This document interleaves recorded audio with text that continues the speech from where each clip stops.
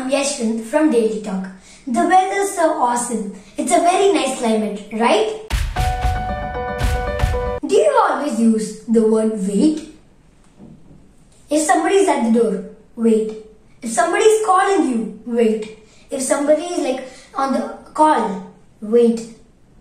If you want to study, wait. Wait. How many times? This word is very old-fashioned. So, now let's see some new alternatives for wait.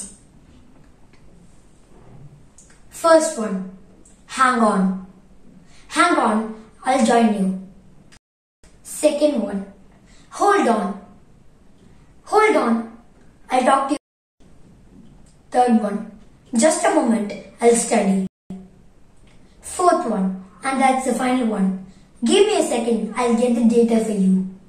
So all of these are the 4 alternatives for wait. Wait. No. Hold on. Subscribe for Daily Talk. Bye. See you later.